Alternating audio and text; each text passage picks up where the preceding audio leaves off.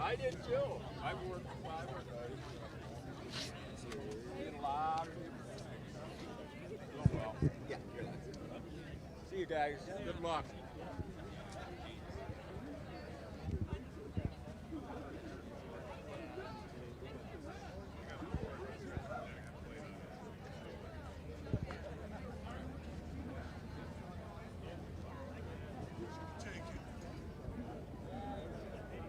I think you got to lift the camera up, Colin. Hello, hello, hello. Hello, hello. Jordan Sheridan. I'll wait for more people to come in here. As you can see, we're at a UAW event here in Waterloo, Iowa. I'm just going to wait more people to trickle in here. There's a huge crowd. Definitely well over 100 people, probably more than that. And sounds like the event's about to start. This event is the United Auto Workers Local 838, a solidarity event for the John Deere workers on strike.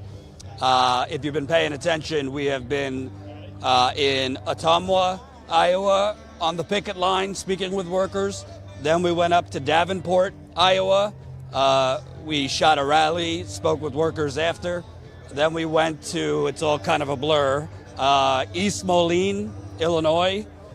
Spoke with workers on the picket line there. So there's various locations where John Deere workers are striking in Iowa, Illinois, as well as Kansas. So this morning here in Waterloo, Iowa, the United Auto Workers, which is the union John Deere workers are part of, are holding a pretty big event. Colin, can you pan? So there's a lot of people here, a lot of people. I don't know I can't put a number on it, but definitely over 100, probably 150, 200. But it's a beautiful day here in Waterloo, Iowa, and people are here. There's going to be kind of local politicians speaking, UAW members in support of the John Deere workers that are striking. And when you roll up into the UAW here, there's a giant digital sign, "We are on strike." So yeah, we're gonna show you the whole rally, talk to people after, hopefully. I believe there's gonna be, from this rally, people going to picket lines. And we've seen picket lines again in Ottumwa, where we went, in Davenport and East Moline, and there will be picket lines after this in Waterloo. So sounds like they're about to start. Please, please, please smash the like button, share this live stream. Let's get this out to as many people as possible. Frankly, I do not see CNN here. I do not see MSNBC here. I don't really see I don't even see local media here, to tell you the truth. It seems like it's just us. So please smash the like button, share this live stream, get it out to as many people as possible. And we will be showing you the rally as it starts. Let me see here. So you see the UAW signs, UAW on strike, UAW on strike. UAW amalgamated Local 838. American jobs are worth fighting for. There's a lot of people out here. What we've noticed with the picket lines in Ottumwa, Davenport, East Moline, is the communities in all of these locations are all supporting these workers. Guarantee you, this big crowd here, again, it pretty much looks, well, it's definitely over 100 people. I'm guessing it could be 150 people here. You know, not everybody works for John Deere and not everyone is UAW. So there's community support here. You see some older retired workers. I heard some people talking before that they were retired. Current people, you see children here. There's a dog behind us. So it's really, really cool. People taking pictures up there. And obviously you see them holding the UAW on strike signs. And this is kind of the solidarity, the energy, the camaraderie we've seen for days here. And obviously this is not just John Deere. You have the Kellogg strike going on in Michigan and elsewhere. The Alabama coal miners are striking still, 7 months in. You see nurses striking in Buffalo, in Massachusetts. And they got the music going. Hopefully we don't get copyright struck. Oh, we will. We'll get a copyright strike. So, but keep sharing. Share, smash the like button. YouTube obviously doesn't particularly like notifying people when we're live. So, did we send the text out? Jen is going Okay. I don't know why it's showing up twice. Oh, live now, uploads. Okay. So, watching from Eastern Oregon, Colorado here. Watching from Paris. Holy cow, somebody from Paris. Sorry if I get in your way of one of Oh, go ahead. Yeah, no problem. People watching from everywhere. Liberia, holy cow, this is an international affair here. And by the way, I should say, I'll get in front of the camera. I should say, as this is going on here, and the picket lines are going on around here, the Democratic Party in D.C. is about to sell you out. Shocker. The $3.5 trillion reconciliation deal, which was already a compromise, is now being basically stripped down naked, somewhere between $1.8 and $2 trillion. The report I just read is there would be no community college in there, no free community college, as well as no expanded Medicare, dental benefits, dental, vision, hearing. What they would be giving you, listen to this, on Medicare is an $800 voucher for dental. So if you need a root canal, $800, that might cover one tooth, if you're lucky. So that's what's going on. They are basically stripping this down because of Manchin and Sinema, and frankly, because Biden doesn't want to fight or shame or publicly pressure or shame Manchin and Sinema because they have the same donors. So I tweeted yesterday, this is absolutely pathetic. No progressive should vote for this. Honestly, I'd rather nothing than this, because at some point you have to change the paradigm where you don't continually, where you say to the corporatists, when you say to the Republicans that are within the Democratic Party, no, enough. No, we're not going to be doormats that ultimately will just vote for whatever shit sandwich you present. So that's what's going on there. But again, we're in Waterloo, Iowa. This is going to start soon. We started in Ottumwa, Iowa. A lot of those clips are up on social media, on Twitter. They're getting around. I think one of the clips with one of the workers I interviewed has like 22,000 views. Then we went up to Davenport, where they were holding a rally, because in Davenport, Iowa, John Deere filed for an injunction to block the workers from striking.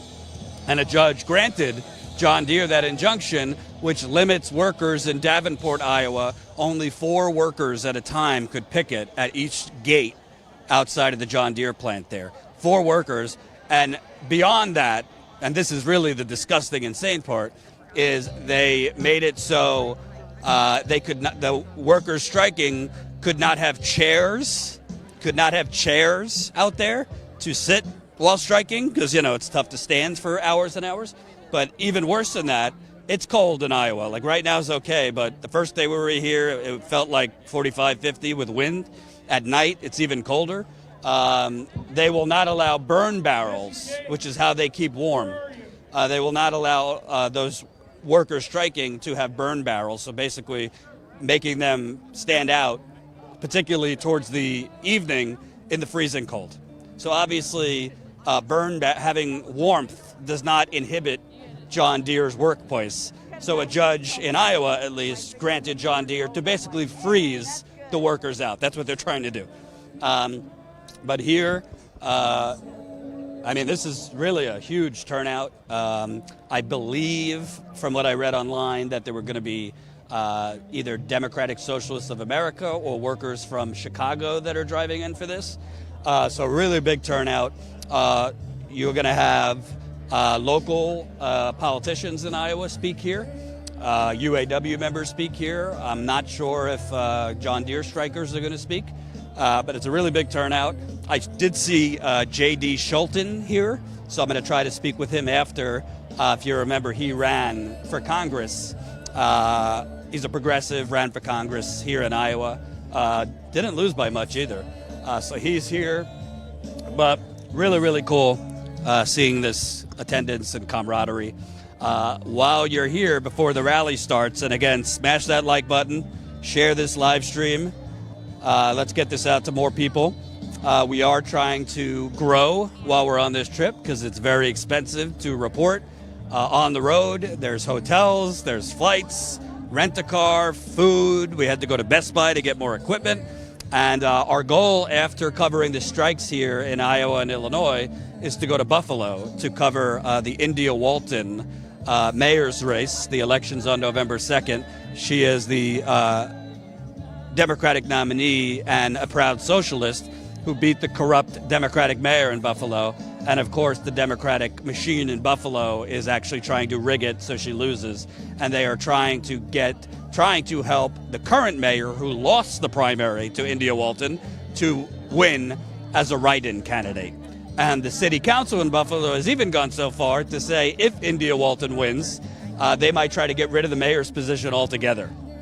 So we do want to go to Buffalo for that. We also want to go to Buffalo because Starbucks workers are fighting for a union and organizing for a union. And Starbucks' response to that has been to literally send in senior executives and Howard Schultz, the chairman, to basically hold listening sessions, meaning to basically try and intimidate the workers into voting no on a union.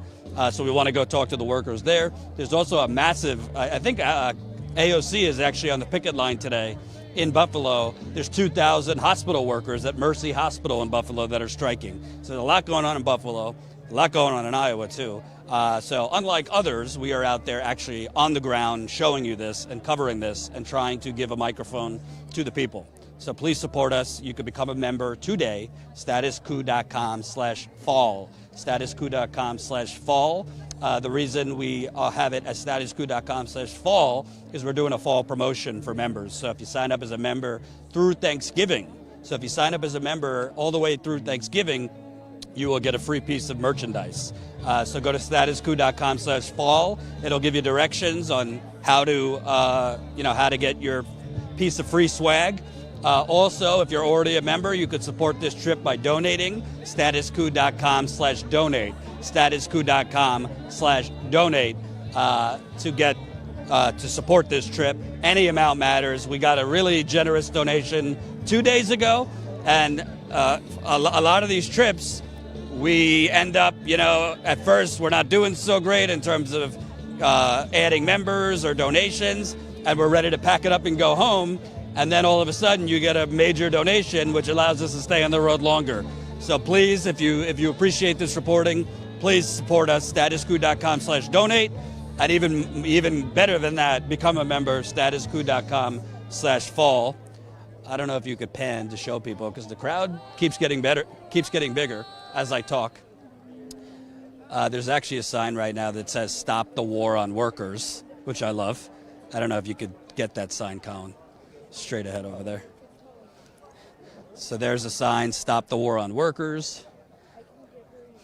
Yeah, there's got to be at least 200 people here.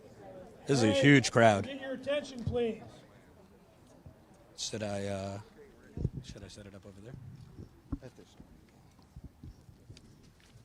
Maybe. All right, so thanks for being here, everyone. There's just a couple things that I want to recognize before we get rolling here. All of the UAW leadership, please raise your hand. You guys should be up here. Raise your hand. Give these guys and gals a round of applause.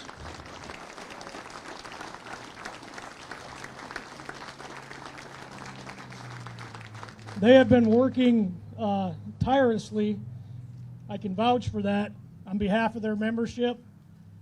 This has been one of the best organized strikes out of a local that I've ever been involved with. These guys are doing a phenomenal job, so we want to recognize that. Thank you for everything that you're doing. Also, I want to recognize if you're an elected official, raise your hand. These folks are here regardless of party affiliation. These folks are here to support you.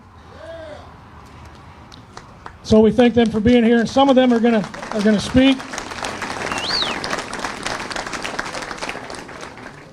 We're gonna run through these speakers. Everybody's gonna be less than 5 minutes. We've got folks that just want to show support. Then what we're gonna why does your name always come up? No, he swore that he'd be under that. So as they all did. Then what we're going to do is, if you can, we do have some maps up here when we finish. It's a location that we want to go down and have an action. It's one of the picket sites. You local folks will know where it's at, but we've got maps up here, so when we're getting finished up, we'll pass them out. When we get there, be respectful. There is parking that's marked on these maps for you. Do the right thing. Be respectful. Be loud, but be respectful. So I should introduce myself. My name is Rick Moyle. I'm Executive Director of the Hawkeye Area Labor Council, AFL-CIO.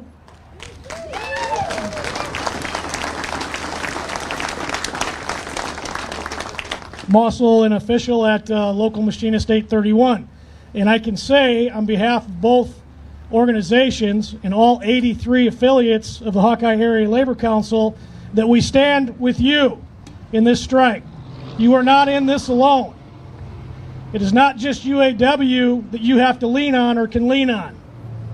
Every union out there is with you, brothers and sisters, and we're here to fight with you for the entirety of this strike.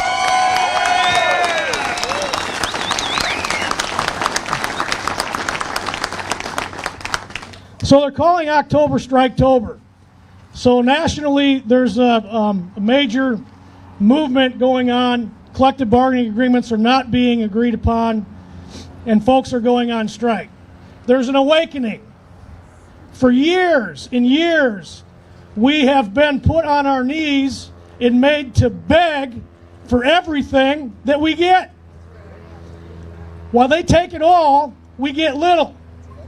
So your fight here, your strike, when you voted 10,000 strong to go out the door and do what was right to protect future generations of John Deere workers and UAW workers, it wasn't just for them. It wasn't just for them. It was for the entire movement. It was for every working family, not only in the state of Iowa, but in the United States.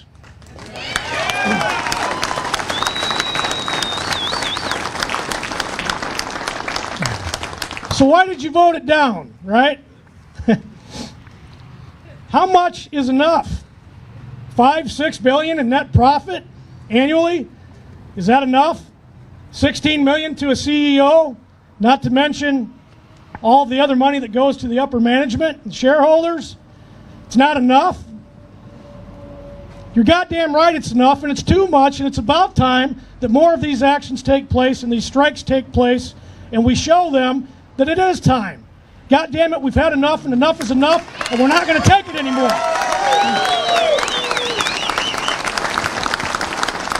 All you're asking for is a fair wage.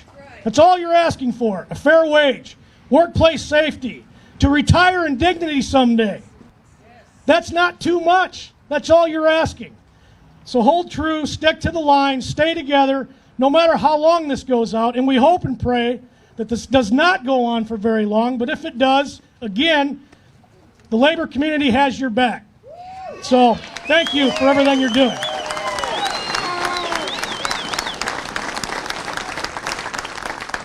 All right, so I want to bring up Charlie Wishman now. Charlie has a few things to say. Charlie Wishman is the president of the State Federation of Labor here in the state of Iowa. Thank you, brother. Hey, give it up for Rick Moyle. We're putting this thing together. Look, brothers and sisters, it is such an honor to be here. It doesn't matter where you go in this state where people are striking. The labor community is with you on behalf of every single affiliate in the state fed, from letter carriers to electricians to Teamsters to I'll forget if I start going down the line.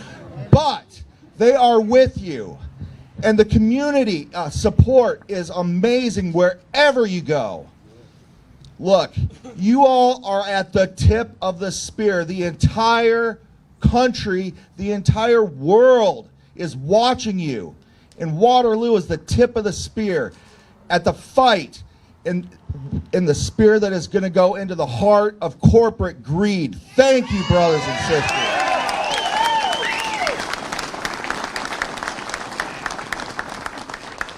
Look, these strikes, like Brother Moyle was talking about, are so important, absolutely so important.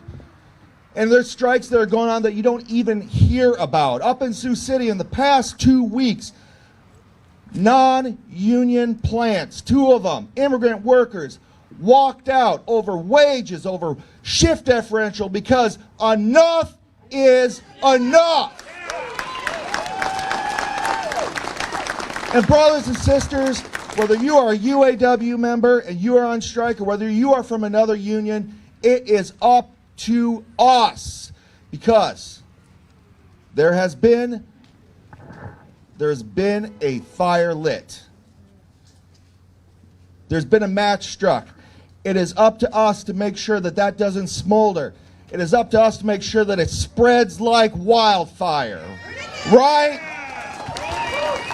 Because when I say union, you say yes. Union! Yes! Union! Yes! When I say union, you say power! Union! Power! Union! Power! Union! Power! Union! Power! Union! Power! Union! All right. With that, it's my honor to turn it over to one of the... Thank you so much. Good morning, everyone. Good morning. I am Pastor Belinda Smith. I bring you greetings on behalf of Faith Temple American Baptist Church. I want you to know that we are with you. We are with you. There is an African philosophy that goes this way: I am because we are. And since we are, therefore I am. We are concerned about one another. Why? Because your future impacts my future, and my future and livelihood impacts you. We are interconnected, and you taking this stand, as Rick said, is a stand that one that I serve took long ago, when he stood up and faced power and spoke truth to power, as you are doing every day that you stand on the picket line with a sign that says that we want our workers to be supported.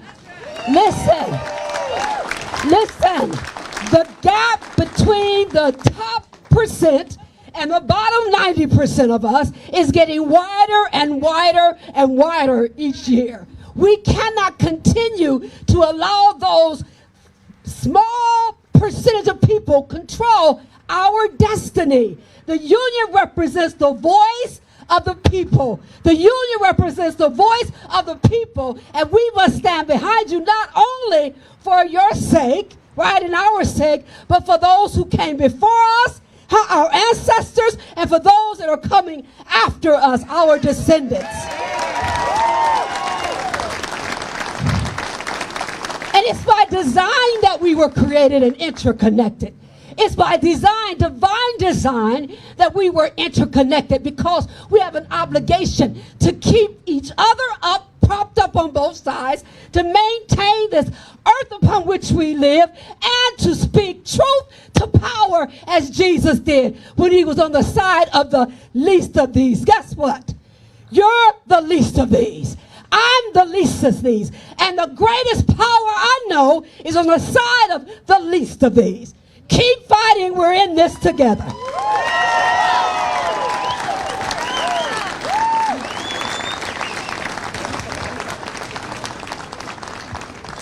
So y'all got mom all worked up. But like so many of y'all, I grew up playing with those little green toy tractors. I remember the pride going through that book with Dad every 10 years and 15 years, picking out that watch or that ring or that plaque that marked those years of service to John Deere. But I talked to Dad the other day. We talked about the 1986 strike. We talked about what that meant and why almost 40 years later we're here again. You see, all those years that Dad put in the foundry, for some reason, only a few folks got rich. You see, all that hard work that you folks put in every single day in and day out to build this community, it seems like only a few corporate executives are making elite wealth. That's not the American way. When I look out, I see a sign that says, "Stop the war on workers." Across this country, workers are saying enough is enough. They're saying that no longer will you build your wealth on our backs. We stand with you today as you say enough is enough.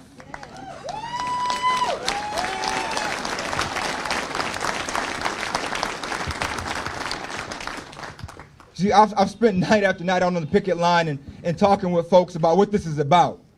Sometimes people get confused, but this is not just about wages. It's about respect.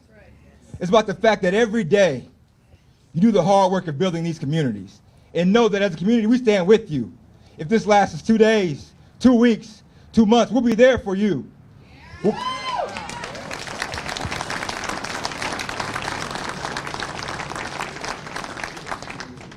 So as an elected official, my ask is this of our community. We step up and provide child care. We step up to provide food. We step up when you get tired, we're there for you. Okay? Lean on us. We're in this together as a community. It's not just for the workers. Okay? You're doing this for my daughters, for our family, for generations to come. Nationally, okay? As Charlie said, you're the tip of the sword. Don't get weary. Okay? Don't get tired. We got your back. Enough is enough. Enough is enough. Thank you. We love you. We got your back.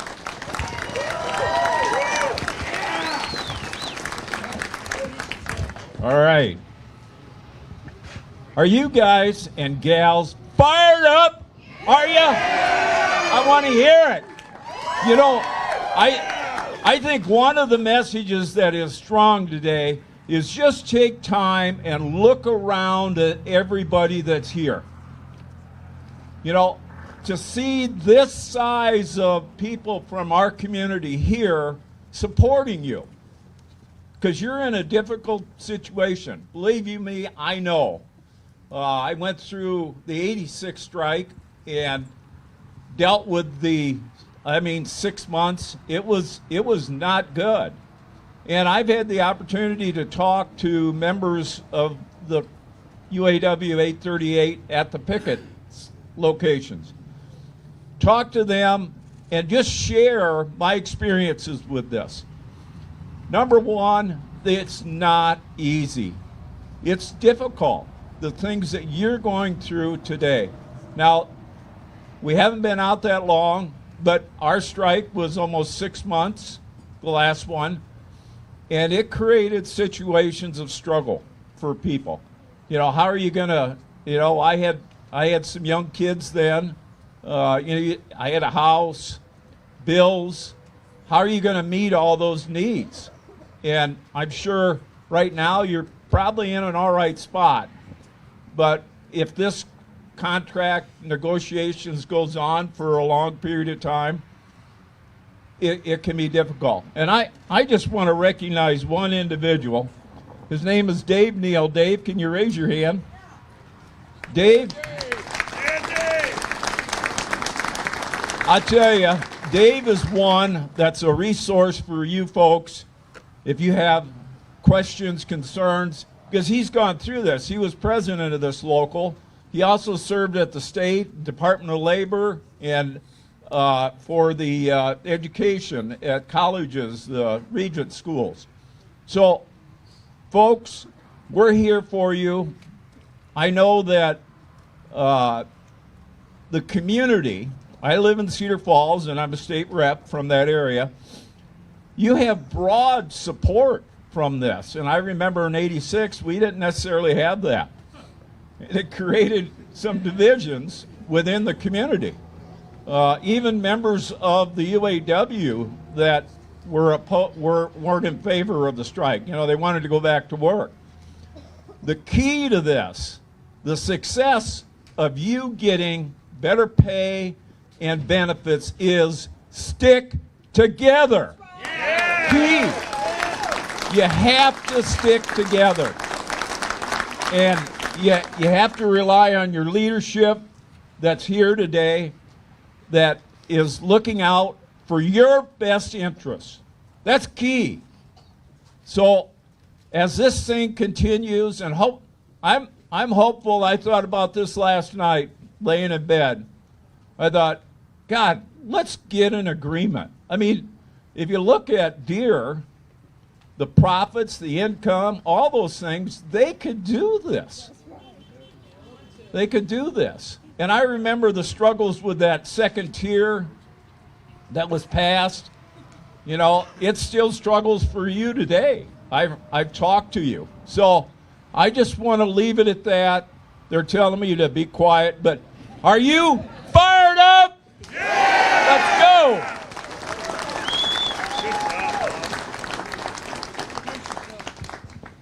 Thank you, Bob. I'm State Senator Eric Giddens. I represent more or less the west half of the Cedar Valley, Cedar Falls, Southwest Waterloo, and Hudson. John Deere Engine Works and PEC are in my district, but I consider all of Blackhawk County and this whole community as my district, along with all of my fellow elected officials here. So proud to be here. It is so humbling and such a deep honor to see all these folks that have come out and to stand out there on the picket line day after day. We've been out all week since the thing started a week ago Thursday, and the support from the community, like Bob said, we've seen is just incredible. I just wanted to tell you that this is a deeply personal thing for me too. I had my father-in-law out here yesterday, who was a UAW 838 member from 1966 to 1999. He lived through the 86 strike. He loved standing on the picket lines, sharing stories about those days and the challenges that they dealt with. So my wife grew up in that family, and everything's kind of coming back home for her right now. This is personal. This is about our community. This is about us supporting each other. And it's just about respect and dignity that we just heard earlier. Bottom line, it's about respect and dignity. I want to tell you that I brought a pamphlet here just really quickly that shows the voting record of elected officials in the Iowa General Assembly.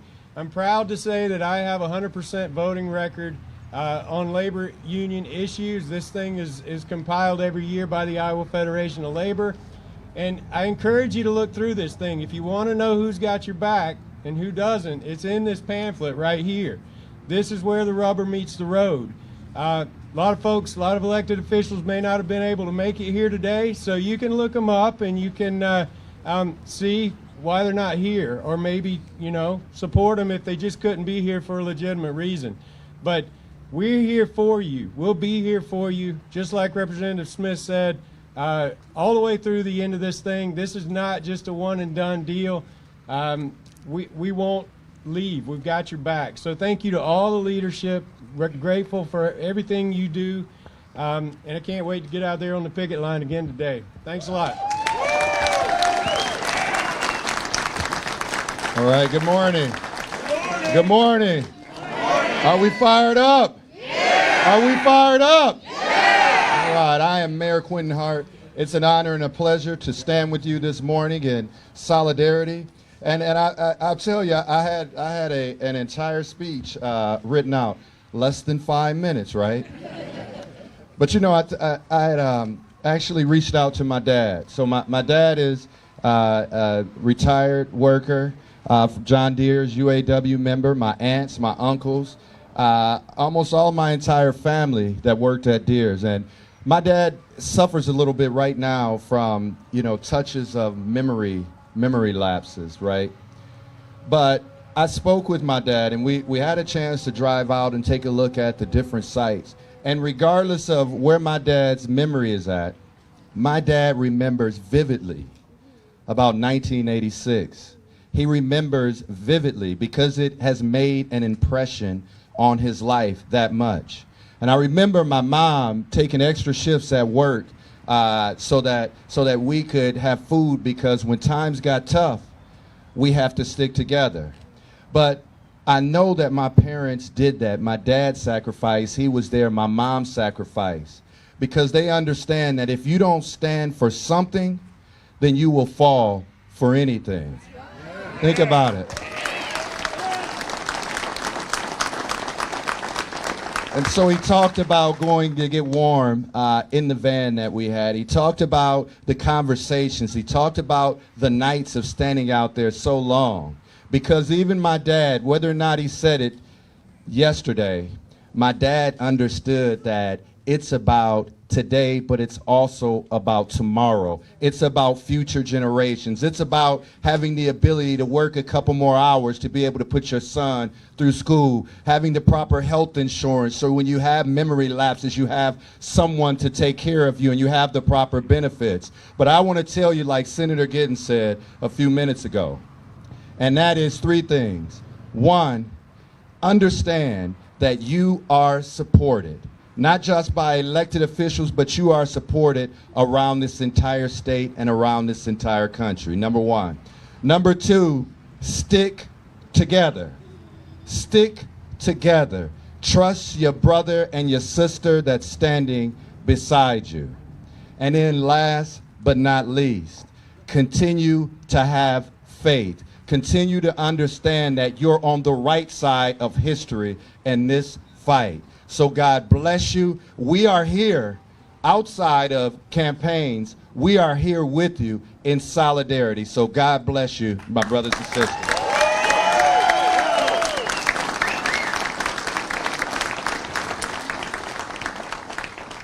Good morning, my brothers and sisters. Morning.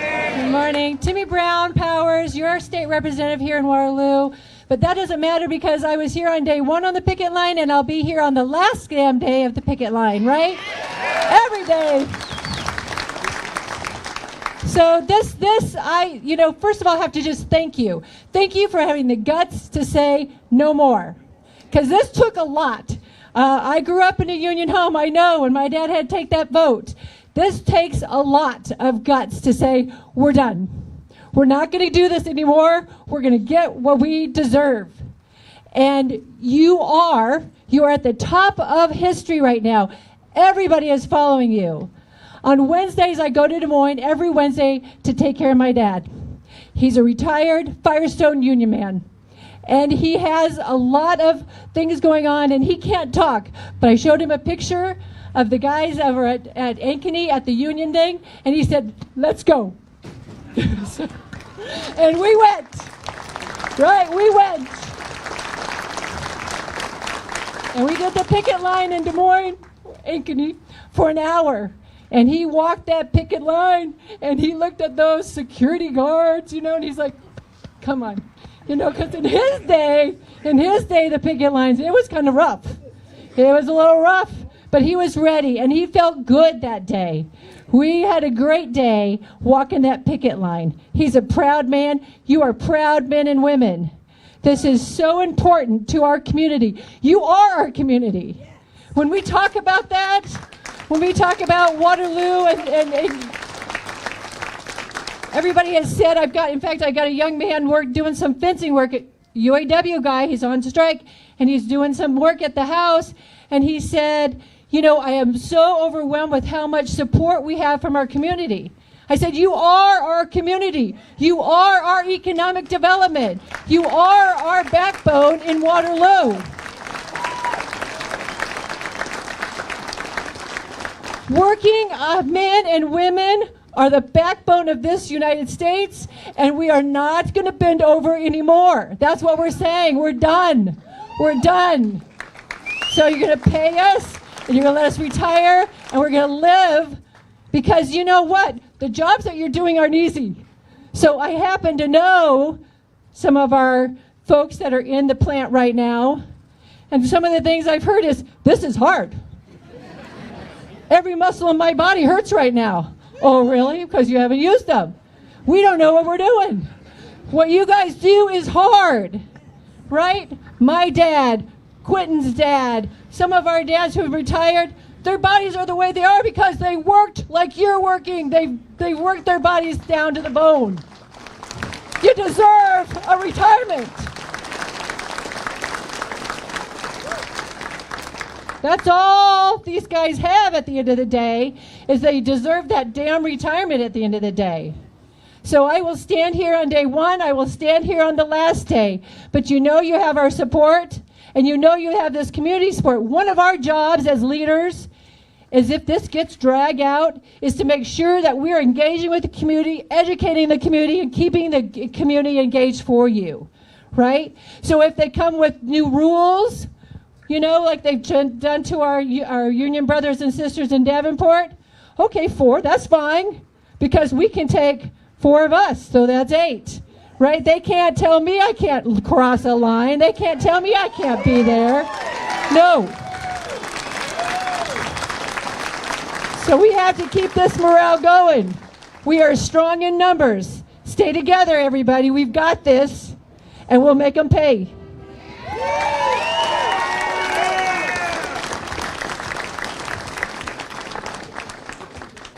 Well, I'm excited to be here. And by the way, I told Cody, because some of you think I have some kind of a reputation of speaking a lot, to make sure that he lets me know when my time's up. Don't start now yet. I mean, I ain't even got going.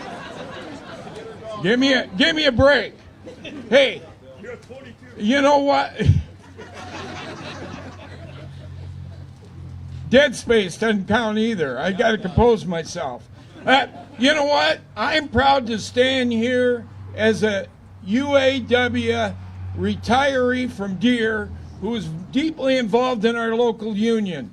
I was involved and served actually as acting president during the '86 strike.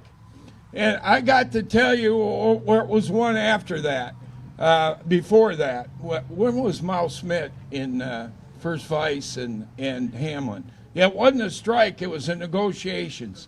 So anyway, the history of your union and where you're at today was built after what had gone before you. And just as your efforts today are going to determine the future. You know, Walter Reuther, who can really be known as the father of the UAW, even though he wasn't the first president, he was the guy that organized the United Auto Workers, especially in Detroit. And there's a famous battle of the overpass that he was involved with where they had permission, legal permission, documents in their pocket to leaflet Ford in a plant that was considered a sweatshop and a butchery. And they treated people like they were just disposable commodities. And because of that, the corporation hired worker thugs and beat the hell out of the union organizers, Walter Reuther and his team. They never raised a finger against him. The press saw it. They took, and the country discovered what corporate America was about. And it really changed organizations and fighting for our rights in this country. Now, corporations don't do that today. They invest in things that change your rights. They take away work comp. They take away unemployment benefits. Corporations invest in things that undermine your health care. They undermine the courts to make decisions like the injunction against Deere, where the labor side of it didn't even get to have a word in that. They didn't get a chance to provide their point of view. So we have to stick together. We've got to work together, and I know that there's been dissension in the plants amongst workers, political beliefs, but we are a union, and this isn't about a party. It's not about Republicans. It's not about independents. It's not about Democrats. It's about sticking together as a team to win. Now, the UAW and every one of you and everybody that worked here in this plant before, we want Deere to be profitable. We want them to make money. but they're making money because of your efforts, and you deserve to share in part of that profit. And I know how important it is. You can design technology and quality into a tractor, into their equipment.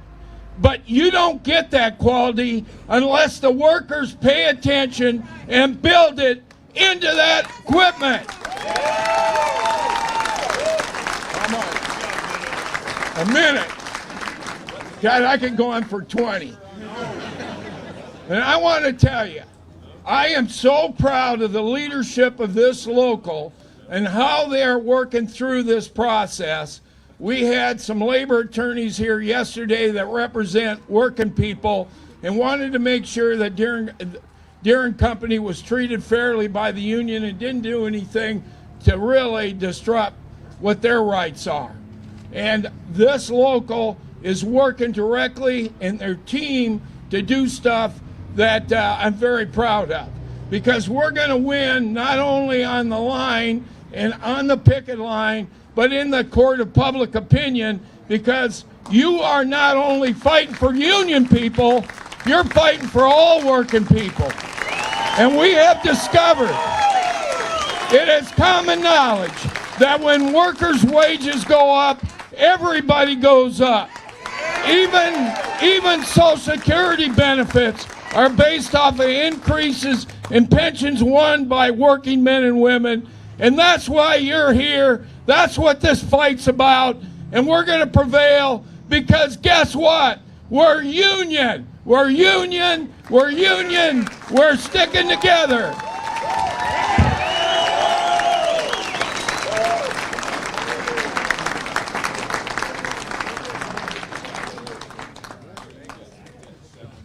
Good morning. I know you can't see me, so I hope you can hear me. I'm Dave Williams, state rep. They put me right after Bill. We get 10 minutes together, so I've got 2 minutes to talk to you all, and I appreciate that. I went into the State House, and one of my issues was collective bargaining. I think what happened to our brothers and sisters in the state collective bargaining units is a travesty. It's an absolute travesty, and my mission is to do whatever I can to make sure that we can reverse that, and for damn sure not make sure it happens to all of you. So that's why I'm here.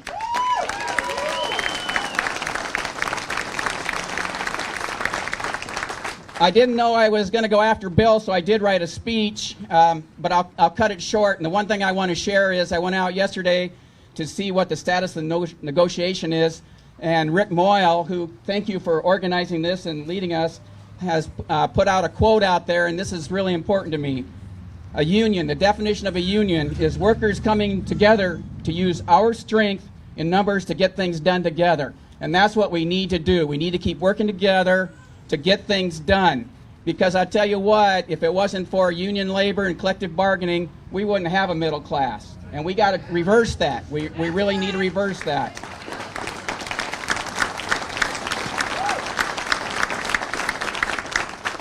And this is a little bit personal for me, too. My dad was not a Deere employee. I didn't know jobs like yours existed before I got out of high school. But I tell you what, my life personally depended on the work of UAW 838 employees. When I worked in the power plant, those were definitely life and death decisions, which I relied upon folks for, and you took care of each other. And then one story that gets to me is when I was in cab, we discovered an employee had found his estranged son dying of AIDS in the southern U.S. So we immediately granted him a leave of absence to go. Even though I was in management, I couldn't get a replacement. So guess what? The guys and the gals on the line all flexed to cover our brother. And that's what you all do, is take care of each other. We'll keep fighting for you. Key point is we got to keep this together and keep supporting it. I was just having a chat with Mindy Dolan about what Operation Threshold might be able to do to help out. There will be other resources. And as Timmy Brown Power said, we'll keep working to make sure that that happens and make sure that we keep it visible in front of everybody. So you have built the middle class. You're part of a nationwide organization. It's a great awakening, and I can't wait to see the outcome. We're with you all the way. Thank you. Okay, before I introduce the last speaker, before we head down to the picket line, Abby Finkenauer, Congressional District 1, former Congresswoman, could not be here today. She really wanted to be, but she's at the UAW Fall Conference. So she sent a letter, and I'm just going to read a little bit of it. She wanted you guys to know that she's standing with you. So Abby says, I've been proud to join you and your fellow UAW members on picket lines across the state, including here in Waterloo on Wednesday night, because I know that story. My dad was a union pipe fitter welder. I saw him go to work day in and day out, getting his body beat to hell, trying to provide for our family. I'll forever be grateful for the work that he did, and I'm so proud of you for continuing that fight for working people in this country. And when I'm in the Senate, you will have an ally standing in solidarity with you every step of the way. That's from Abby Finkenauer to you folks at UAW. So, the final speaker, many of you know, especially those of you who are members of UAW. He sent out a couple of videos when the strike took place. He is a true labor activist, a true labor leader who does not just concentrate on his own local or his own international union. He truly cares about the movement, just like so many of us do. So with that, I want to introduce from Teamsters, Jesse Case.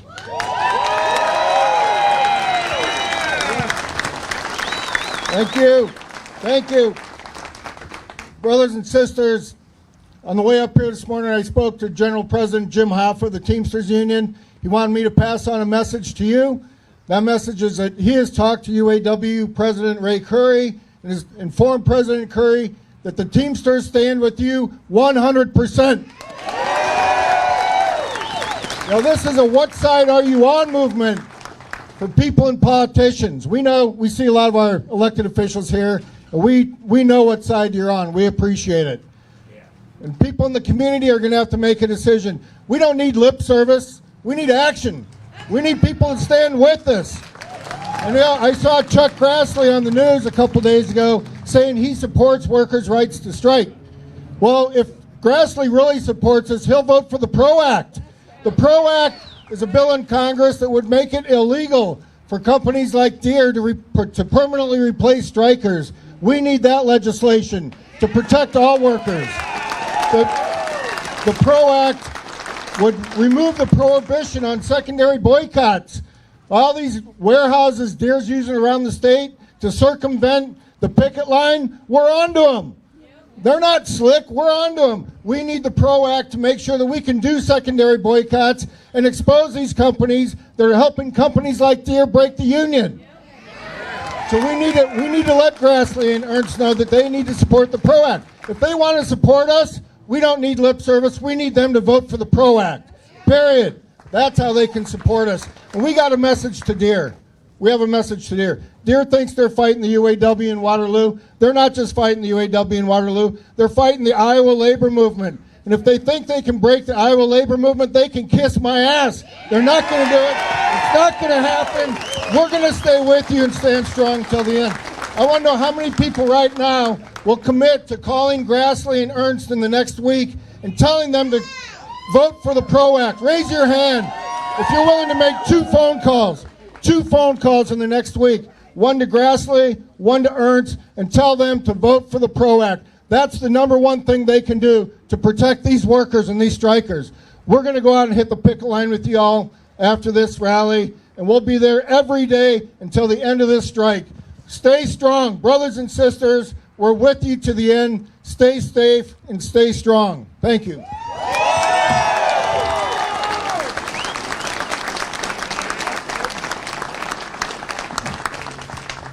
All right, so we hope that everybody can make it out to the site. That is 300 West Commercial Street is the picket site. We have maps up here. If you don't know where you're going, come on up and we'll give everybody a map.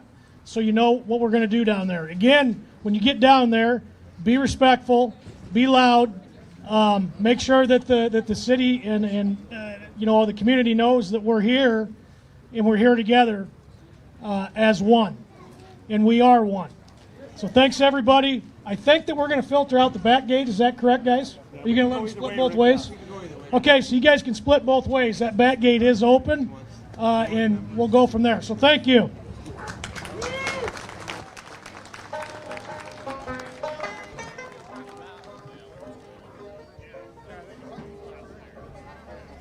Just tell the audience I'm going to go try and get people.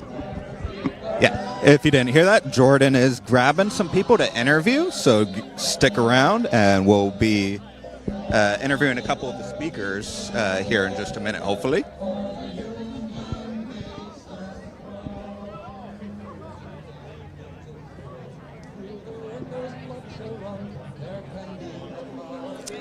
Hey there, we're going to start interviewing some folks.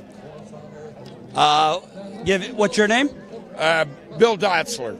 I thought your speech was fantastic, and I could listen to you for 2 hours, so I wanted to interview you.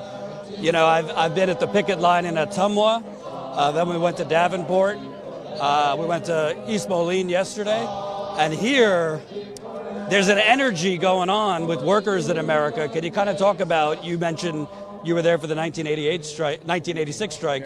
Can you kind of talk about the energy and the camaraderie right now? I think that this one has kind of a different feel. I went through 3 strikes, and when I was a young, didn't even have my 90 days in, we had a contract in 1973 that was settled, and the guys and the girls in the plant didn't like it, and we wildcatted for 3 days, and the International Union come out and said, we made a deal, you need to get back to work. But over the years, I think they used to have every 3-year contract, so they didn't seem to have the kind of community vocalization and support that this strike does. And I think also back then union workers were maybe a little more aggressive, and company was more aggressive, and I'm seeing kind of a tone down of that. And let's settle our differences at the bargaining table and not put each other at risk through any other actions. You know, it's amazing to me, because we're seeing strikes happening all over the country, is workers who have been, exploited and beaten down, they're kind of saying enough is enough. I'm mad as hell and I'm not going to take it anymore. Why do you think right now has been that tipping point for workers to finally kind of revolt? Well, I think what we're seeing across the country is, even though some workers' wages are viewed as high, it's not really keeping up with the cost of living. And then they look at the corporate side of things, where executives are making hundreds and hundreds of times what a line worker does. And when we see contracts that are being offered to working people today that really try to undermine what they had hard-fought battles in, for example, here, Deere and Company wanted to take away new hires' pension, which we know Social Security can't keep up. And so these men and women who are standing the line today are really fighting for the new hires and the people of the future, because it's our communities at stake. It's our families that are at stake.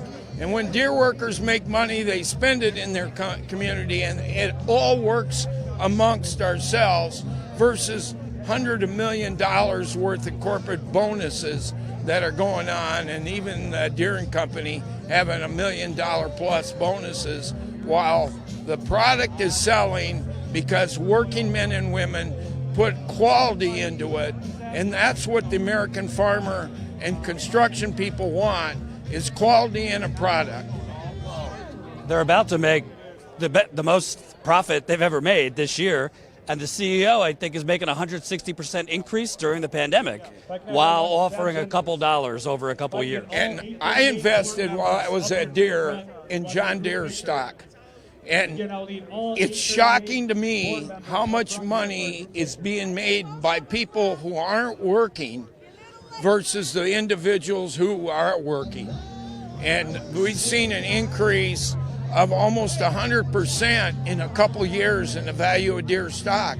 That's because of working men and women who are in the plant working hard, and I worked in there, and when you came home at the end of the day, you were tired. I've got carpal tunnel because of my efforts in the factory.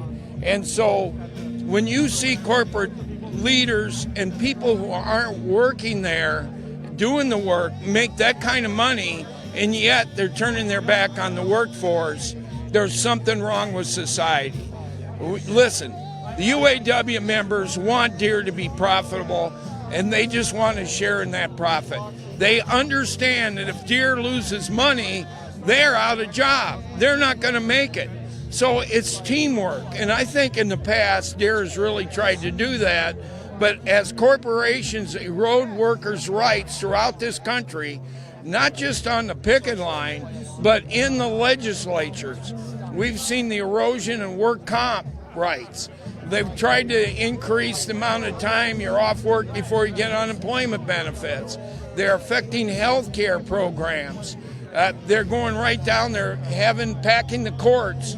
So judges rule against working people, and we've seen that right here in Iowa with what went on with the injunction, where the labor community did not even have a single opportunity to present their side of the case, and the press makes it look like that Deere workers are really affecting things when it was only a couple of isolated incidences. You know, it's really incredible to me.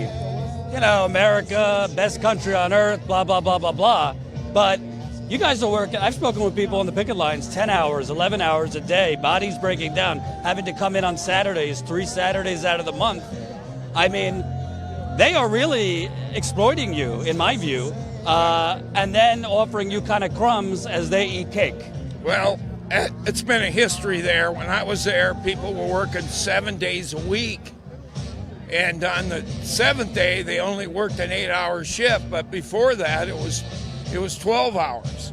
And when you're running machinery, that's very dangerous, and you're working hard, you want your job, you know, you do it. But it's hard on families, and I was in community service work and a certified union counselor, referral specialist. We had marriages break up. We had individuals who actually committed suicide because they weren't ever at home. Their wife divorced them, and they couldn't deal with it. And so when you have that kind of thing going on, it's tough on families, it's tough on the communities, and it's not good for the mental health. But Deere & Company, because they don't have to pay the additional benefit package, the cost of that overtime hours really is low. So you can work people, instead of hiring somebody else, they don't want to pay for their health care, they don't want to contribute to their work comp fund, they don't want to contribute to their pensions. And that adds up to a sizable package. And that package has really been built off of negotiations with the company and the union to defer wages so that people would have that kind of support. And so that's a trend across the country, work people to death and throw them away. Last question, because you seem like a fighting spirit. There's a lot of people around the country, they don't vote, they're politically kind of depressed. Maybe they were Bernie people, maybe they're whoever they supported, but they feel like it's just all corrupt, nothing's ever going to change. And then they're looking at this, where workers are fighting back. Should people, whether they're union, non-union, whatever, should they have hope, and should they be fighting in their local community, in their workforce? Really, there's been a tremendous division in the workforces across this country because of specific issues that are in the political realm. And we have it in Deere & Company, where we had people who believed in Donald Trump and voted against the union-supported candidates because they were concerned about certain other things, but those things weren't directly tied to their jobs and their life, and they didn't understand it. So we have really a disinformation that's going out there that is succeeding. But when you have unions coming together and workers, and the message that I think that we need to portray is, don't believe the ads on TV, whether whose they are. Study it for yourself. There's voting records, and one of those was brought up. Who are the elected representatives and where they stand? In the Iowa legislature, if you look at Democrats' voting record with working people and labor-endorsed votes, that we are all over 90%. I got 97 over my whole career, 25 years in the legislature. And then you look at the Republican Party, the other side that's in control, and you're lucky to find somebody that's lifetime is close to 10%. Most of them are 6 and 8. So working men and women need to look and seek out the truth about who's standing to protect their workers' compensation, who's looking to take care of occupational health and safety in the plants, who's looking to make sure that they are being treated fairly when it comes to the unemployment insurance, which they contribute to.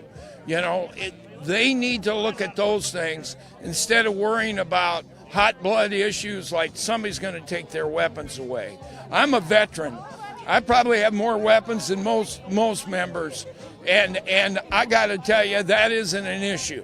So what they've been saying they're going to take your weapons for the last 30 years. Yes, they have, and they ain't getting mine.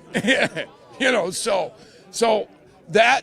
But I want to tell you, if you lose your job, you're not going to be able to afford to buy that new weapon. That's how you take your weapons away. So you got to sell your stuff in order to feed your kids. That's how you take your weapons away. It isn't that we're going to legislate them away. Hell, the UAW and the members in there are a bunch of hunting and fishing men and women sportsmen. And I sat in the plant with them every day in the legislature, and I realized that. And so, let's look at what affects your daily lives as working men and women and what doesn't, and vote that way. What's your name again? Senator Bill Dotzler. Thank you so much. State Senator, Senator Bill Dotzler. Thank you very much. Appreciate it. Polka dots. Thank you very much. So that was a fine union man, local senator here. Come on over. We're going to speak with some other folks. Keep smashing the like button. Hello. What's your name? Belinda Smith. I pastor Faith Temple. I loved your speech, so I wanted to get you over here.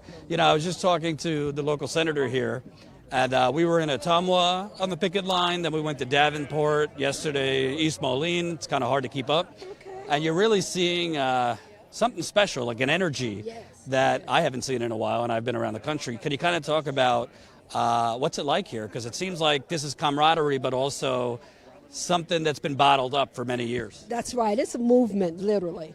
And we've seen movements across the country for the past couple of years. And we're also seeing people are sick and tired of being sick and tired, as Fannie Lou Hamer said. They're sick and tired of being taken advantage of. They're sick and tired of the top 5% getting all the wealth, and those of us on the bottom, are struggling to make ends meet, living from paycheck to paycheck, just one paycheck away from bankruptcy in many instances. And so it's time for us to come together, and people are sensing that, in all aspects of life, and all as it relates to race, as it relates to gender, as it relates to the working class people, the hardworking people who are the backbone of this country. Everyone's sick and tired. It's amazing to me. This company's about to have its most profitable year. The CEO, something crazy, 160% increase during the pandemic, which everybody here risked their lives. That's right. Yet the offer was like a couple bucks, cut pensions, this and that. And that's just been normalized in America. Can you kind of talk about, this is exploitation and greed. It is. It's exploitation all the way around. In fact, those who are literally the least of these are considered the essential workers. Well, if they're essential workers, treat them like they're essential. Pay them like they're essential. Provide the health care they need like they're essential. Make sure you take care of their families like they're essential, because they are putting everything on the line when they go out day to day and work in these conditions, especially during the time of the pandemic, when those who received the biggest bulk of the profit were sitting behind closed doors so that they would not be infected. It's ironic because studies show, data shows, Companies that pay their workers pretty good benefits, they do a lot better. Yes, they do. They do a lot better, and the community that they live in does a lot better too. So it behooves us as a community to support one another because it supports us when we support each other. We're growing as well. I'd like to ask you, not getting into like red or blue, but for a long time in Washington, you get lip service from politicians, Biden, union man, Trump obviously gave a lot of lip service, but they kind of treat these things as separate economic matters. But the truth is, our government, the politicians are bought, in my opinion, and a lot of what they've allowed to happen is why workers have been exploited. Would you like to see more from both parties, less lip service, more action? Definitely. I would like for them to truly support their constituency. Not those who have all the money in their pockets, but those who are propping up this country every day of their lives. And let me ask you, because there's a lot of people politically, I see it online all the time, they're kind of depressed. They feel leaderless. They feel like it's all corrupt. It doesn't matter.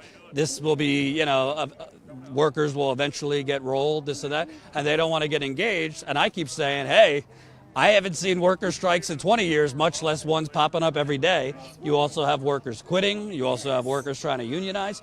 People watching at home, maybe in their community or their workforce, they're being exploited. Should people have hope, and should people take action? I think people should have hope, but put their feet behind the hope, put some action to it, because as long as they sit back on the sidelines, as long as they say, woe is me, they can't really complain about things. So we have to be a part of the movement. Everyone has to be a part of the movement, even if it means taking a cup of coffee, right, or making some phone calls. Do your part, because if we don't do our part, everyone will suffer. Last question. I've seen it in the various locations. I mean, the community seems to be all in Ottumwa, in Davenport. Can you kind of talk about, there had to be like 200 people here today, what the community support has been like? Yeah, the community support has been phenomenal. I was telling my church last Sunday, I said, listen, as I looked out, there were retirees, individuals who still worked family members worked at John Deere and Company. I said, listen, this is us. We have to get out there and become engaged and involved. This is we can't stop now. We have to stand up, just like when we went out to vote, just like as we continue to vote in your different unions, because we have the teachers union and union at UNI. We have all of these groups. Support one another by paying your dues, getting involved, and yes, standing on the picket line. Yeah. And we're seeing community doing that. Some folks were mentioning that, among the union, there's been some tension. This one likes that politician, this one's red, blue. But people talking about forget all that because our core issues are the same. Can you kind of talk about, and that's not just for unions, that's everybody. I think I've seen it while covering campaigns. A lot of the times, Democrats, Republicans, whatever, they're different culturally. But on the economic matters, healthcare, education, retirement, pretty similar. Yeah, and we have to be authentic in our support of health care, child care, retirement. We have to be authentic and not just allow folks to tell us one thing and do another. That's what we're seeing a lot of. And I think movements like this and movements that have come before this are going to press that envelope. We're going to make sure that it's more than just saying something, but they have to actually do something. And if they don't, then we need them out of there. Your name again? Belinda Smith, pastor of Faith Temple American Baptist Church. Thanks so much, Belinda. Appreciate it. Incredible. I did 41 years in there. Oh, come over here. 41 years? 41 years at John Deere's. Wow. Yes. What's it like seeing this? Because we were talking, this is special, this energy. I haven't seen this covering stuff on the road in a long time. Yes, it is. It's really, people's together and stuff, and they're sticking together, And you were there 41 years. Could you kind of talk about, this company is about to make the most money they've ever made. I think almost $6 billion. But the offer was like, with inflation, a couple dollars over a couple years. Mm-hmm. It seems to me they're offering crumbs while people are risking their lives, breaking their bodies for that profit. Yes, it is. And to me personally, it goes real deep. It's a slap in the face, and the rich get richer. They're just not treating their workers right, and it's not fair. So I support the UAW for standing up, because enough is enough. It's time for everybody to get an equal share of the pot. What do you think? Because it's not just John Deere. You got workers striking Alabama, Frito-Lay, Nabisco, nurses, Starbucks, Amazon workers trying to unionize. I mean, there's kind of I would call it a bit of a revolt going on to what's been going on for 20, 30 years. Yes, it is. Like I said, I mean, people just getting sick of it, and all they asking for equal share. They want to get paid, and they want to get paid right. So, yeah, I'm all for it. Do the right thing. And I mean, everybody wins if you do the right thing.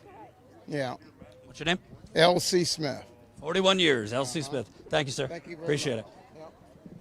Oh, J.D. So, about to talk to J.D. Schulten.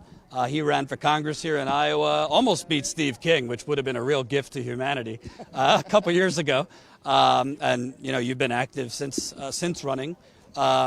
I don't know, I'm talking to all these people, but you've been in the progressive movement. There's a special type of energy going on here, elsewhere, that I haven't seen in a while. Well, I will say you're exactly right. I think there's almost what we would call the perfect storm happening right now. I think COVID really put a spotlight on things that have been hurting for decades. I work a lot in economic concentration and antitrust movement, and I think when you look at what happened 100 years ago, when you have workers fighting for workers' rights, and you have the law side of things fighting antitrust and fighting monopolies and corporate greed, I think that same thing is happening right now. And so it's exciting to see just the energy around this. And so, I mean, we're here in Waterloo, and the hyper-local version of this is the battle with John Deere, but then you expand on that and what's happening in this nation. I think this is a movement that's about to start right now.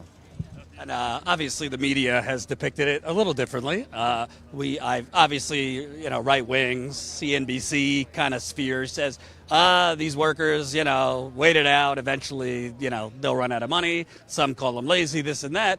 I don't really see a lot of attention on the fact that these workers are working 10, 11 hours, Saturdays, breaking their bodies down. I've heard from people, marriage is falling apart because of the stress. I mean, we're such a consumer society that people just get the product and don't even think twice about what made that product.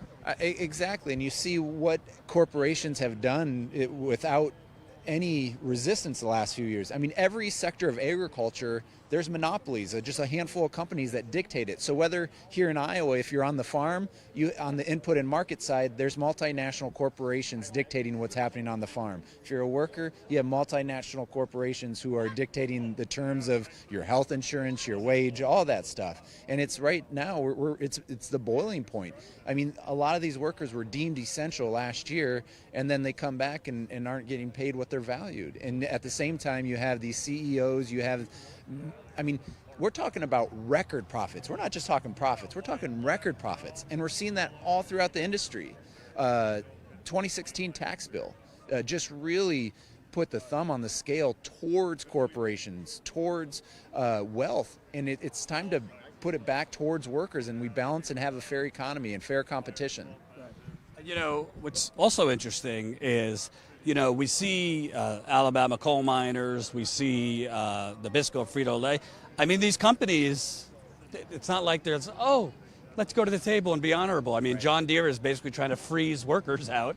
We saw the injunction in Davenport where the judge granted that you cannot have burn barrels just to keep warm while picketing. It seems like corporations are a little uneasy, shall we say, at what's going on.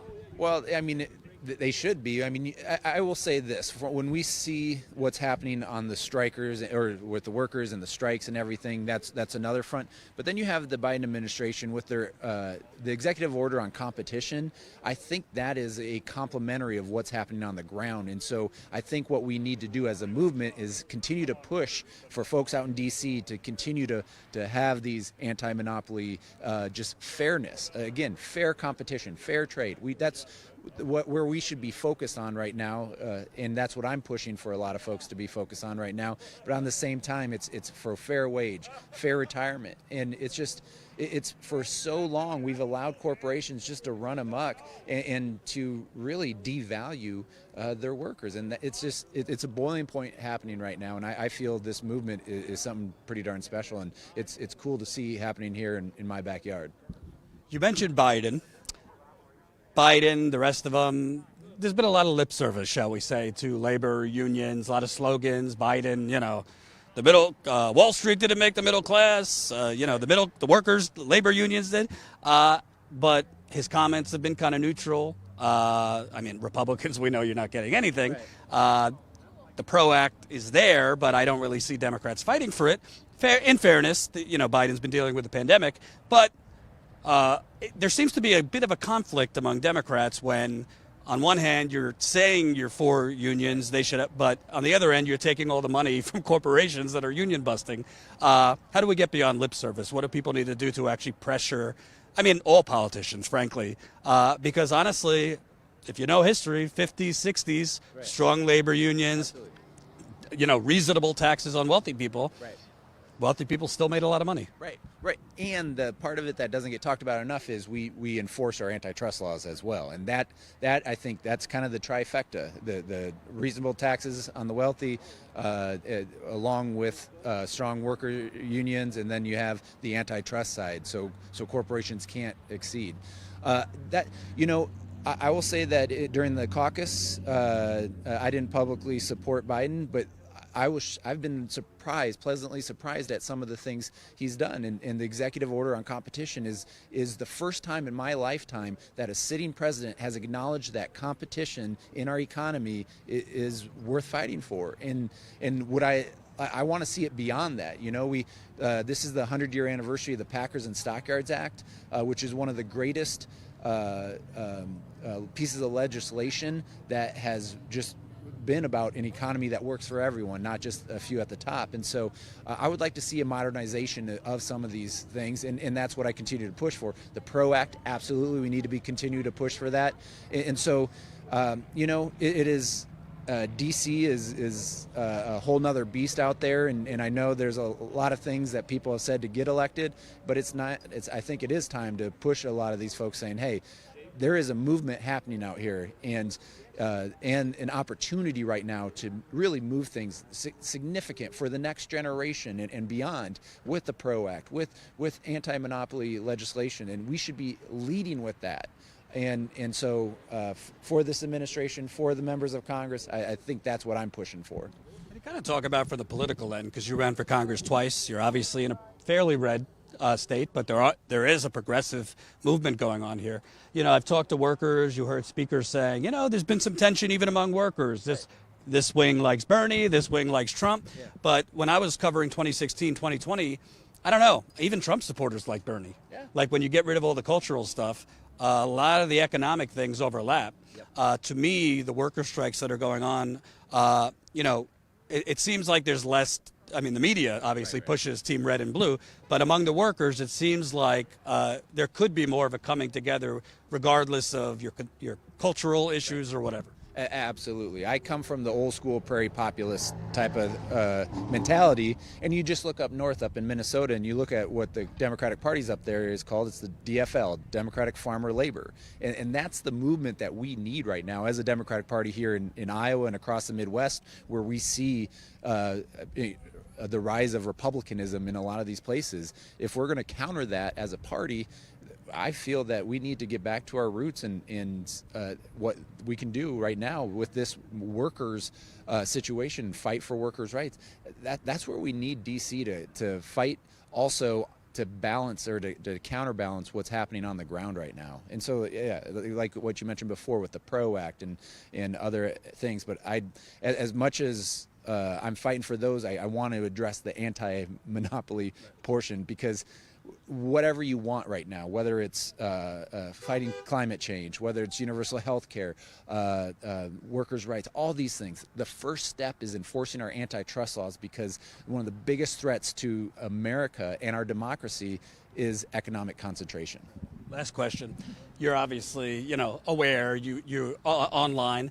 Since Bernie's last campaign, there's been a bit of a, shall we say, deflation among many in the progressive movement, and anger, hopelessness. They're all corrupt. Nothing's ever going to change. It's all rigged. But then I come out and you see actually, movements happening. Right. What's your message to people that, want to hope, but basically think it's all for naught? Workers are going to get steamrolled. The system's too corrupt. Should people have hope, and what should they do in their communities? Absolutely. Here's what I did.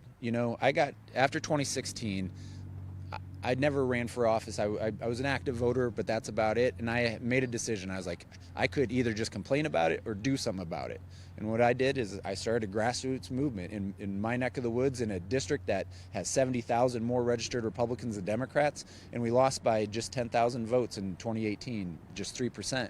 And so I challenge everyone, hey, if you don't like where the Democratic Party is at, then change it. Go in there and fight for what you think the Democratic Party should be. And it doesn't even the party, it's everything. If you don't like where America is right now, go out there and fight. And there's a lot of things that are telling you don't do it. Whether it's the media, whether it's the status quo, there's so many things that are deterring you, but that's what they want. They want you to deter you from doing anything active, because then they'll get their way. And so we got to fight back. And going uphill is exhausting. But the best advice I ever got was from a Native American activist named Frank Lemaire, who was a family friend, and he told me very early on in my campaigns, he goes, JD, if you want change, you have to get uncomfortable. And once you get uncomfortable, you have to get others uncomfortable. And so if you want change, and the folks at home, if you want change, you have to get uncomfortable and get out there and do something for change. Thank you so much, man. Appreciate it. JD Schulten. So as usual, we're closing down here. Everybody's left. Honestly, I don't have an Oh, come on over. There must have been 200 people here. I mean, I don't have the exact number, but there was a lot of people here, which is great to see. What's your name, sir? Chris Budnick. Chris Budnick. So I've been talking to people, and I'll start the same. I mean, I'm on the road constantly. I cover a lot of corruption, misery, and justice. It's nice for a change to see energy and hope and camaraderie. What do you think about, the general movement going on, not just with John Deere, but the strikes that are going on all over? I mean, we're at a pivotal point, I think, in the labor movement, and we, really got to just do what we can to support labor in itself. The corporations are, they've been winning, decades of winning, especially in the unions. I mean, and when's the UAW going to win a good contract for John Deere, for Ford? I'm a Ford employee, from Kentucky, Louisville, Kentucky. So, it's interesting you mentioned that, because in 2019 I went to Detroit. GM laid off 15,000 workers after getting a $51 billion bailout, but let's put that aside. And the camaraderie is good, but you did not really have such community support. You did not have, the flood of donations that are coming in, food, events like this. I mean, I went to a union hall for an event during that, and, maybe 50 people. It's different now, and you have all these strikes spreading elsewhere. What do you think has caused this tipping point? Obviously, a lot of people say COVID, but I mean, this is kind of like a 30-year neoliberal corporatist takeover of the country. The bubble seems to be popping slowly. Exactly. I mean, the top 1%, the billions of dollars that are just up there. There's zero balance, between working people and corporations. Or the balance, it's very, it's not, the balance isn't right. We got to bring it back, Yeah, and you're right. And COVID is the typical answer, and that's really, there's worker shortage, labor shortage everywhere, pretty much. And we really, and the corporations are feeling it. And even with, being able to strike right now, and with labor shortage and everything, it's amazing how much the community is really coming together. Here in Iowa is huge, and even across the country, we have a lot of good folks supporting labor. I understand leadership and the locals have to be kind of diplomatic to John Deere, because you don't want to go scorched earth. Fortunately, I don't have to. I mean, they're about to make $6 billion this year. That's the projection. The CEO, I think, I don't know what his yearly salary, but his percentage went up 160% during the pandemic. He wasn't on any of those machines. He wasn't risking his life in plants or factories. I mean, it's just obscene at this point, but it's kind of been normalized that CEOs are making 300, 350 more than their workers. The fact that workers are working 10, 11 hours a day, Saturdays. There seems to be, you say imbalance, I say theft. I mean, there's been a theft from workers to these top people. Hey, if you're a CEO, I don't have a problem if you make good money. But back in the day, 50s, 60s, they made a whole lot of money as everybody made money. So it just seems to me the last, beginning with Reagan, Democrats, Clinton, kind of accelerated it. There just seems to be a general hijacking and a bank robbery going on. That's not really, the media doesn't call it that, obviously. They say, oh, the economy's booming again, unemployment's going down. I go place to place, whatever that surface number is, people are being exploited. You got workers at Amazon factories being carted out in stretchers in New York because of the heat in those factories. Can you kind of talk about, I mean, to me, people are waking up finally that they're getting screwed. Yeah, I agree, 100%. Everyone's starting to wake up, and even these corporations exploiting workers outside of our country. That's another big thing that we have to, we really need international solidarity, a lot of support even, globally. But, one thing at a time. Let's let's focus on that. But yeah, I mean, I'm so happy to see the labor movement popping up all over, and it needs to, I'm a part of a community, a union caucus in the UAW. It's kind of new, called UAWD, Unite All Workers for Democracy, and what we're doing is trying to, we were actually born in the GM strike. We were founded then, and mainly, and it was at the height of corruption in the UAW.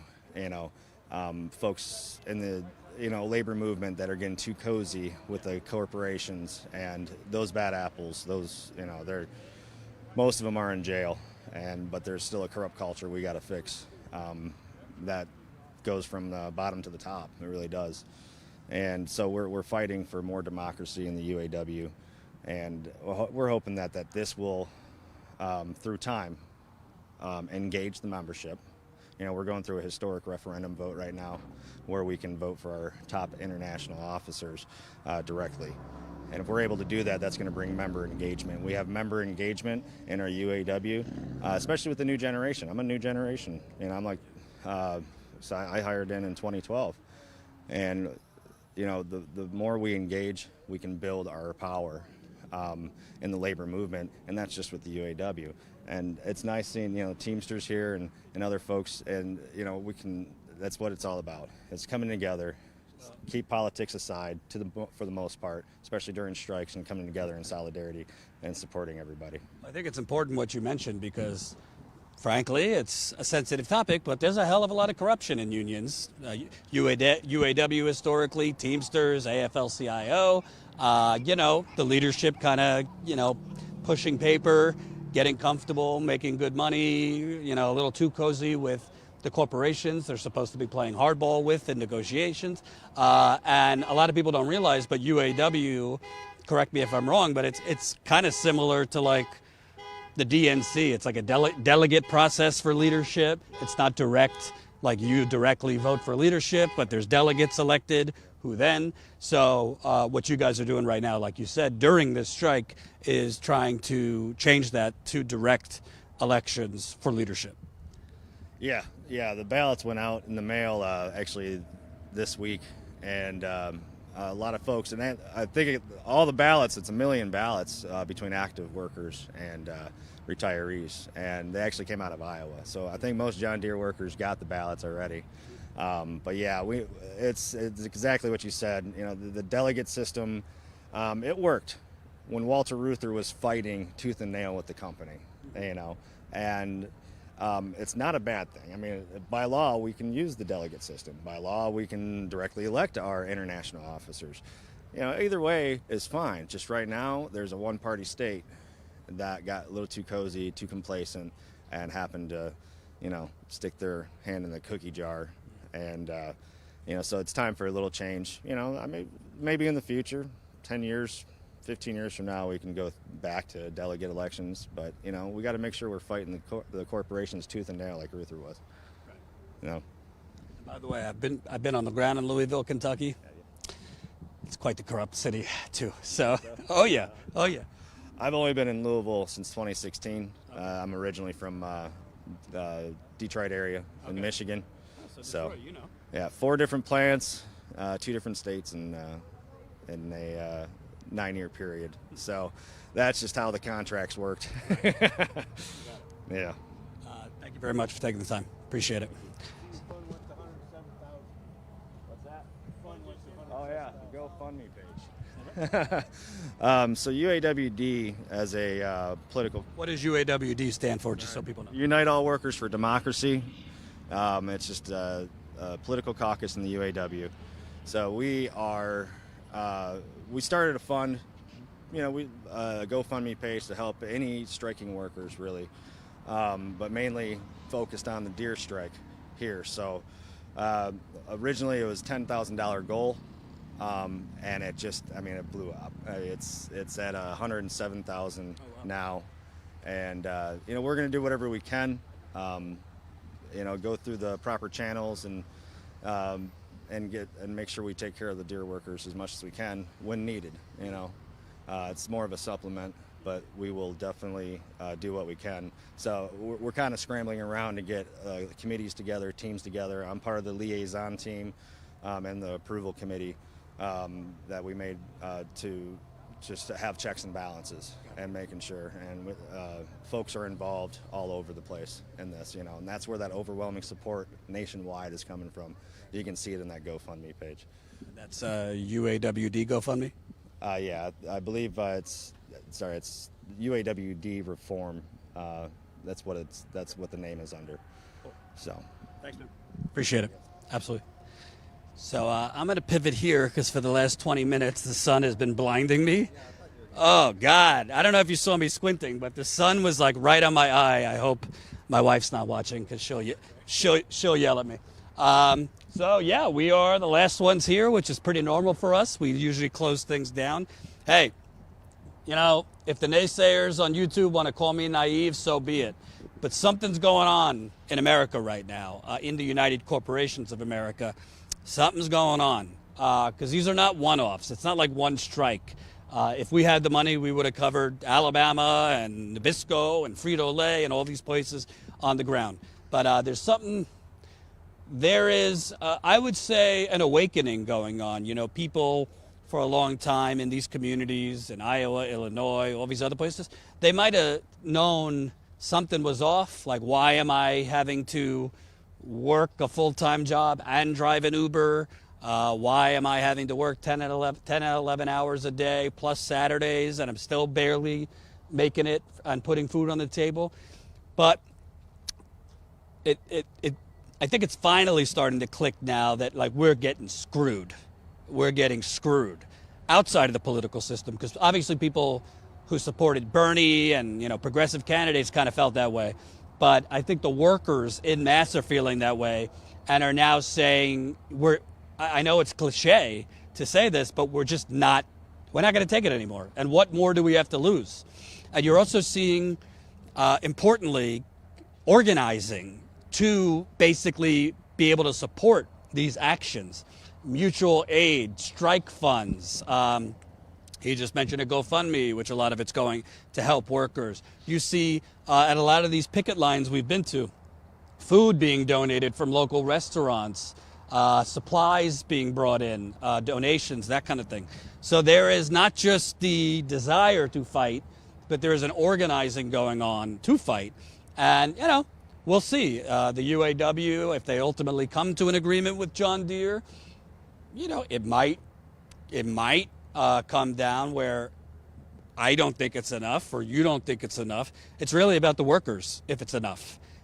Because this whole two-tier system that they've set up, by the way, not just with John Deere, at a lot of these companies where, all right, we'll get a new contract. The current workers will give you X, Y, and Z, but for new workers, we're going to give you shit. That's what they're fighting against. They're not just fighting for better pay, benefits, retirement, pensions for current workers. It's for future workers. And I could tell you from talking to workers at the various picket lines over the last few days, a lot of it's generational. I've spoken with a lot of workers where their nephew is just starting out, or their kid works at John Deere, or they think that their grandkids one day might work at John Deere. John Deere is, in a lot of these communities, the biggest employer or one of the biggest employers. And there's a generational thing where, you know, from grandpa to dad to brother to nephew, whatever. So this energy is really great to see. We should also know in the background, not to be negative, the Democrats are currently about to sell you out in D.C. The $3.5 trillion reconciliation deal has now been watered down to, if we're lucky, $1.8 to $2 trillion. From the report I just read last night, free community colleges out, Medicare expansion, dental, vision, hearing out. What they're proposing, get this, is an $800 dental voucher for Medicare recipients. $800. You ever got a root canal? Might cover a tooth, maybe half a tooth for a root canal. That's obscene. And I tweeted yesterday, no, progressives should vote no. I don't want to hear about, you know, something's better than nothing. Progressives should vote no because it is time to change the dynamic. It is time to change the paradigm where we're just going to accept rump roast because that's all the donors will allow. Because make no mistake, it's not Manchin and Sinema blocking it. It's the donors who have bought them that are blocking it. And in Manchin's example, it's the coal company he owns that's paying him, I think, $500,000 a year. So I say progressives vote no and let the chips, you know, yeah, they'll be demonized, they'll be terrorized, but at a certain point, you're not going to get the Democratic Party to change behavior if they know that you will ultimately, at the end, roll over. So that's my thoughts on that. So we're going to see what's happening for the rest of the day. We might go to the picket line where I think others have gone. I have to pee very badly, so I'm going to go do that. We want to stay on the road covering the John Deere strikes for a couple more days. We also want to go to Buffalo next.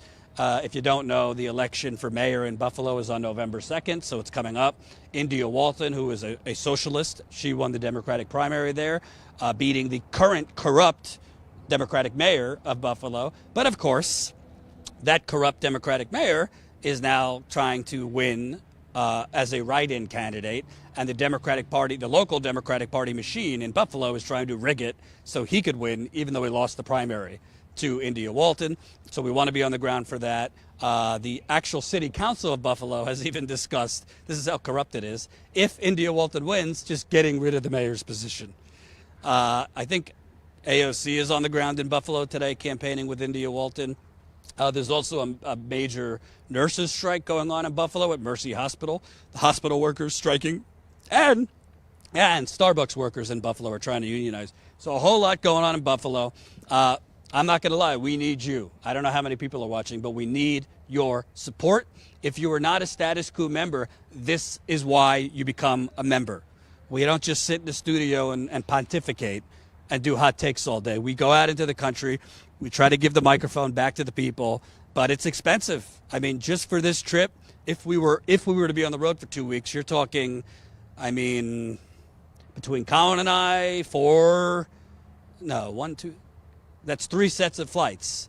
3 sets of flights. You got hotels every night. You got rent-a-car we're paying every day, food. We had to go to Best Buy to get equipment. It's very expensive. That's why a lot of outlets don't do this, because A, they don't give a shit, but B, they don't want to spend the money. It's a lot cheaper and more profitable to just be in a studio and have hot takes and daily food fights. It's a lot more expensive to do this. And by the way, location after location after location, we are the only ones there. I saw one other camera here. I don't know who it was, but as far as I know, we're the only independent outlet that have been out here for days. I know More Perfect Union, which I think it's run by Bernie people, actually, but they have been out at a couple of these things. We're the only ones here now. And we're the only ones that have gone we went from Des Moines down to Ottumwa to cover the picket line there, up to Davenport to cover a John Deere strike rally there, then over to East Moline, Illinois, We went to the picket line there yesterday, and now to Waterloo. It's a lot of driving. I think so far I have driven at least 6.5 hours over 2 days. So it's a lot of driving. We need your support. So please, if you're not a member, sign up today. StatusCoup.com/fall. StatusCoup.com/fall. Become a member. If you become a member before Thanksgiving, we have a promo going on where you'll get a free piece of Status Coup swag, merchandise. So go to StatusCoup.com/fall. It'll give you the instructions. If you sign up at $5 a month, you'll get a piece of merchandise. $10 a month, you'll get a different piece of merchandise. $20 a month, a different, and so on. Also, if you're already a member, you could also support this reporting trip. StatusCoup.com/donate. StatusCoup.com/donate. I can tell you there has been a whole lot of reporting trips, either myself or Jen was with me, where we're on the road for like 4, 5, 6 days.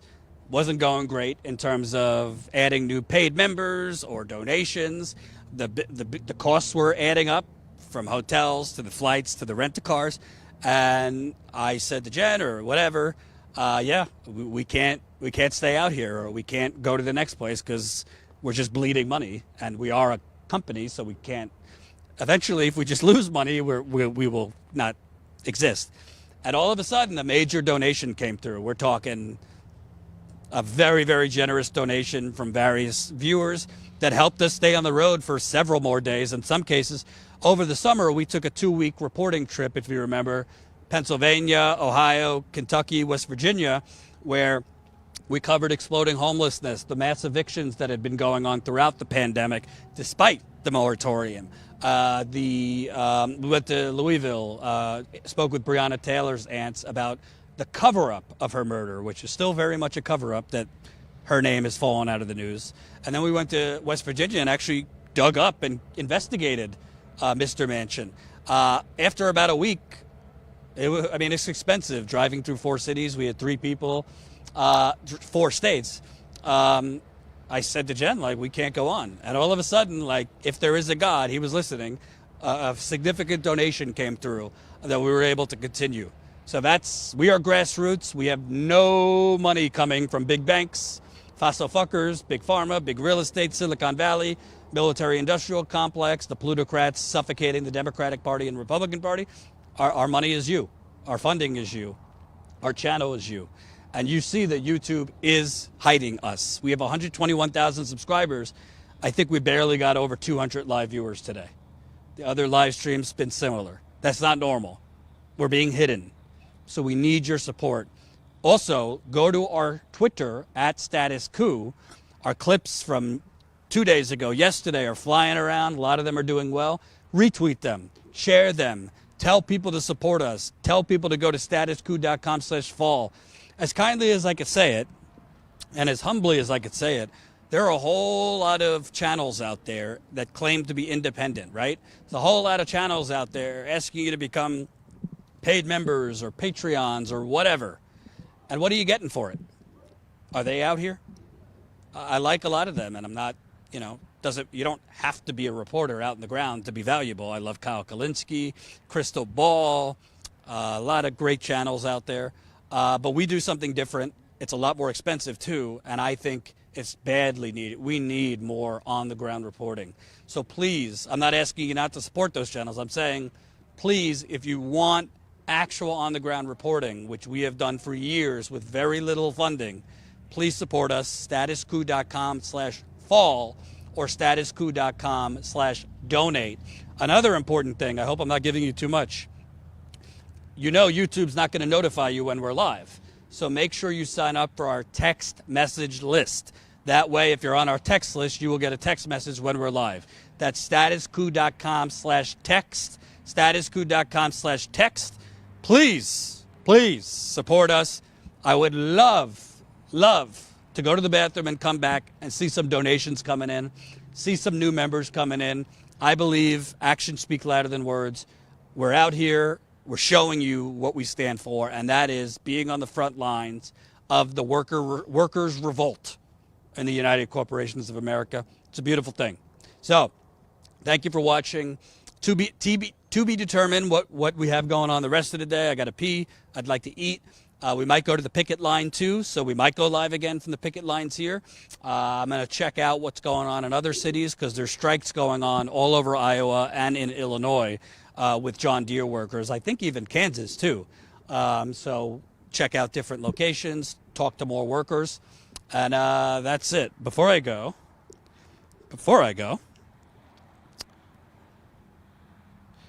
hold on.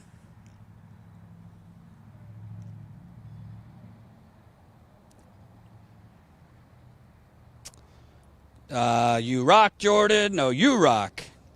I'm in Des Moines. Jared, I can't speak for Jordan, but you could email and ask. Is that Jared, my brother, watching? I doubt it. Carpe diem. I wonder what PBS is going to do when all their elderly subscribers die. They lose when they don't cover this news. That is a very correct. Not just PBS. You're talking Fox News. Their average viewers on dialysis. No offense to dialysis people. MSNBC. A lot of older folks. Most of the people that consume corporate media are older. So that's it. I feel a bird on my neck because it's really sunny. So we're going to close down. Again, support us if you can. StatusCoup.com/fall, FALL, or StatusCoup.com/donate. We might see you live again in a little bit. Thanks for watching. Bye-bye.